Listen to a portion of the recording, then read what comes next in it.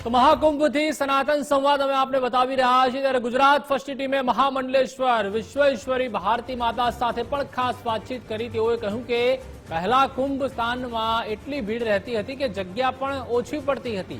પહેલા સ્નાન વખતે શ્રદ્ધાળુઓનો સમુદ્ર ઉમટતો હતો।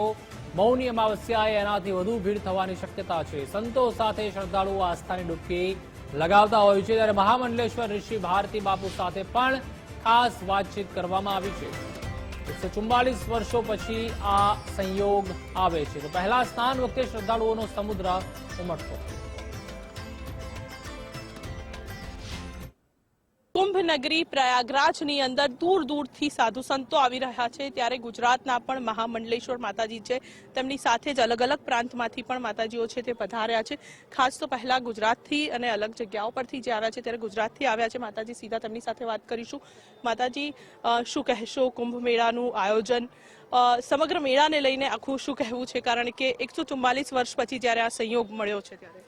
ઓમ નમો નારાયણ। હું મહામંડલેશ્વર વિશ્વેશ્વરી ભારતી માતા અમદાવાદથી, અને તમે ગુજરાતી ચેનલ અહીં લગી લેવા એટલે તમને બધાને ખૂબ ખૂબ અભિનંદન કે આપ લોગ અહીંયા આવીને પણ બધાને કુંભ મેળાના દર્શન કરાવો છો, તો આપ સબને ખૂબ ખૂબ આશીર્વાદ અમારા। અને કુંભ મેળો એટલો સુંદર છે કે ગુજરાતથી બધા લોકો અહીંયા આવો। યોગીજી મહારાજે બહુ સરસ વ્યવસ્થા અહીંયા પણ આપી છે, બધાને રહેવા માટે પણ સારી સુવિધા છે, અને કોઈ પણ પ્રકારની અહીંયા જે તમે જોવો છો એવી ભાગદોડ નથી, શાંતિથી મેળો થાય છે અને બધા આનંદથી મેળો। આ તો મીડિયાના માધ્યમથી ત્યાં ઘરે